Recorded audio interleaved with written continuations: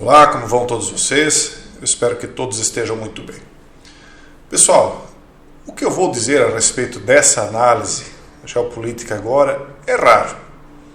Eu sempre trago para vocês aqui as análises que eu acho mais interessantes, mas essa, além de ser interessante, eu achei bastante lúcida parcialmente, em alguns aspectos. Em outras, ela repete a mesma cantilena de todas as demais, mas ela traz algumas coisas importantes para a reflexão daqueles que ainda não entenderam o que está acontecendo.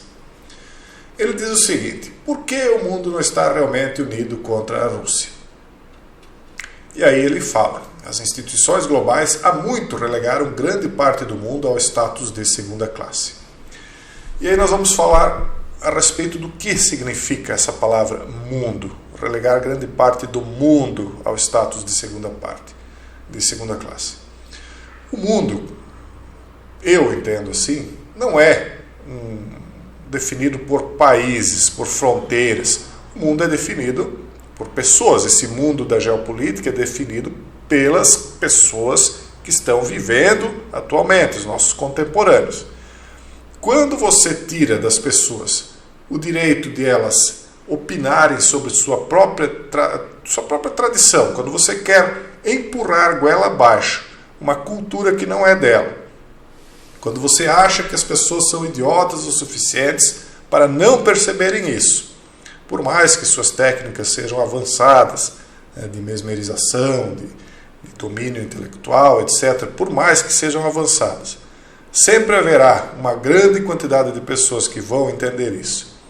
Enfim, quando você trata um povo inteiro, ou vários povos, como inferiores intelectualmente e como culturalmente inferiores, mesmo que às vezes a cultura seja inferior, não sei, não estou dizendo que é ou não é. Existem culturas superiores e inferiores, existem, mas cada um tem a cultura que tem porque aquilo lhe é mais bem aceito. O povo se sente melhor daquela maneira. Então você querer empurrar algo goela abaixo de um povo porque você entende que o futuro demanda isso para que a humanidade atinja uma determinada nova era de coisas, é relegar esse povo a um status de segunda classe. Quer dizer, vocês são inferiores, sigam o líder. Então não se trata apenas de questões econômicas entre investir ou deixar de investir em um determinado país ou povo, ou impedir que aquele povo cresça economicamente através de sanções, etc., etc.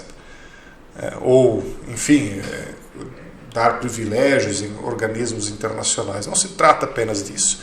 Isso apenas é um reflexo daquilo que está mais no núcleo da coisa, que é tornar como segunda classe a cultura daquele povo, o modo de viver daquele povo, o modo de pensar, os valores, a moralidade, a ética, patrolando tudo e tornando tudo hegemônico. Esse é o grande erro. E aí nós vamos ver que até mesmo o analista que compreende isso repete o erro mais uma vez. Então ele é muito interessante e lúcido parcialmente.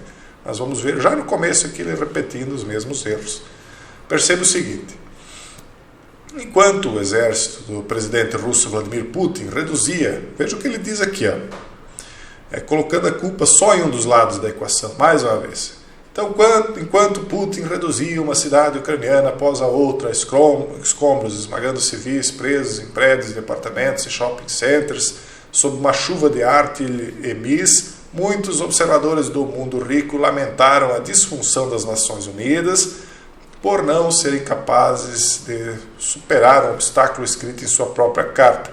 A Rússia, como a União Soviética antes dela, é um dos 5 membros permanentes do Conselho de Segurança da ONU e, como tal, goza de poder de veto, permitindo-lhe bloquear qualquer medida que desaprove. Não é porque ela está lá no papel que ela tem poder de veto, claro que não. É porque ela é uma potência nuclear, só por isso. Não vamos fazer de conta que as coisas são como não são. Isso não cabe aqui nesse canal, pelo menos não. Então, os dispersos pedidos de reforma das Nações Unidas que isso provocou vieram contra o pano de fundo de outra fonte de descontentamento ocidental. Depois de declarações exuberantes em Washington e nas capitais europeias de que o mundo estava unido contra a invasão brutal, eles dizem aqui, não provocada da Rússia, o seu vizinho, as pessoas que pararam para fazer um balanço mais cuidadoso da situação começaram a notar que, de fato, grande parte do mundo estava à margem na disputa. Quer dizer, dizendo o seguinte, ó, se virem vocês, isso não é um problema nosso. Né? Se vocês acham que a Rússia está causando problemas para vocês, vocês também nunca nos deram valor. Né? Vocês suprimiram os nossos valores, aliás. Né? Muitas vezes achando que nós éramos idiotas. Então, colocando a China de lado por causa de seu relacionamento especial com Moscou, isso incluía grandes nações como Índia e pequenas nações, e não deixou nenhum continente poupado. O próprio Brasil está meio que neutro nessa história. Né? De fato, uma contagem de sua população coletiva mostraria que os governos que representam a maioria da população humana não estavam tomando uma posição de uma forma ou de outra em um conflito que muitos deles viam como tendo ecos familiares da disputa de uma era anterior entre Oriente e Ocidente. Por quê? Porque a liderança atual não conquistou os corações e mentes, ela conquistou as pessoas pela força, às vezes pela força do braço, às vezes pela força do dinheiro, né? Mas impondo muitas situações, desrespeitando as peculiaridades de cada povo. Essa é uma verdade que nem nesse artigo aqui não é dita. Então, em vez de meras coincidências, ele diz aqui, se essas duas questões estivessem conectadas profundamente, na verdade. Um exame da história das instituições no centro do que casualmente chamamos de comunidade internacional fornece razões poderosas, mas amplamente ignoradas para acreditar exatamente nisso. Enfim, então aqui ele diz que essa história antecede muitas disputas da Guerra Fria, que consumiu grande parte de riqueza e energia coletiva da humanidade e produziu enormes baixas em Gs por procuração em todo o mundo, coisa que inclusive nunca acabou, né, pessoal? Mas quando a Guerra Fria acabou, com a Glasnost e a Perestroika, tudo mudou. Mudou mais ou menos, na verdade, as disputas continuaram de forma regionalizada, especialmente depois que Putin percebeu que a Rússia tinha sido relegada a um papel de insignificância muito grande, ele tentou reerguer a Rússia e está, de uma certa maneira, impondo um país, sim, pobre, mas impondo ele a hegemonia atual. E, mais uma vez, não estou aqui defendendo Rússia, embora eu sei que muitas vezes pareça, mas eu estou dizendo que países como o Brasil, ou povos, muitos como os brasileiros, não querem se posicionar porque não veem vantagem nenhuma em se posicionar. Porque, de qualquer maneira, qualquer um dos lados que ganhar, parece-nos, aqueles aqui que observam muito de longe e dentro da sua grande ignorância, que, de qualquer maneira, nós seremos submetidos. Então, que se virem vocês, com seus problemas, porque nossas vontades, nossas culturas, nossas identidades não foram, não são e provavelmente não serão respeitadas, a não ser que algo tal e qual a Rússia fez seja feito também. É lógico que aí há incapacidades de se fazer isso da mesma maneira, mas nós vemos aí que muitas pessoas até teriam o intuito disso aí.